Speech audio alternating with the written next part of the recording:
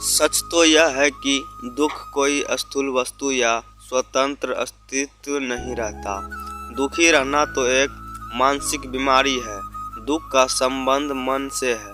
मन को निर्मल बनाए, मन में खुशियाँ बटोरिए, छोटी छोटी चीज़ों में खुशियाँ तलाशें।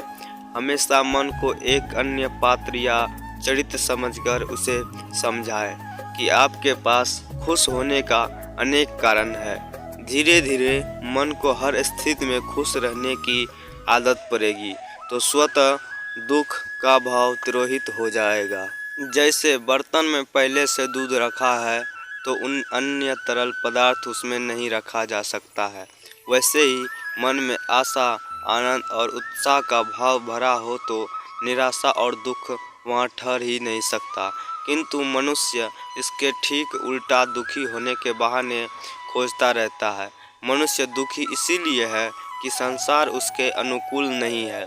हम मानव हमेशा सब कुछ अपने अनुकूल चाहते हैं, वैसा नहीं होने पर हम दुखी हो जाते हैं। हम यह क्यों नहीं समझते कि हम इस संसार के मालिक नहीं हैं। हम तो कुछ दिनों के लिए पृथ्वी पर अतिथि बनकर आए हैं। अतिथि की बात घर में नहीं चलती। अतिथि को मेजबान के अनुसार रहना पड़ता है। किंतु जब अतिथि स्वयं सांसारिक स्थितियों को मन में स्वीकार कर बदलने का प्रयास नहीं करता है तो दुखी हो जाता है। जीवन एक समझौता का नाम है, इसीलिए सामंजस्य स्थापित करने जीने में ही भलाई है। एक छोटी सी कामना की पूर्ति होते ही दूसरी उससे बड़ा कामना स्वतः पैदा हो जाती है। जिस तरह आग को आग से नहीं बुझाया जा सकता, उसी तरह कामना को कामना से शांत नहीं किया जा सकता। चाके भी ऐसी जिसे जितना तृप्त करने का प्रयास किया जाए वह उतनी ही बलवती होती जाती है।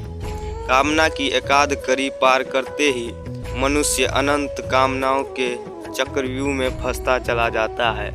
कामना और वासना दोनों ऐसे मनोज्ञ है जो कभी शांत नहीं होते।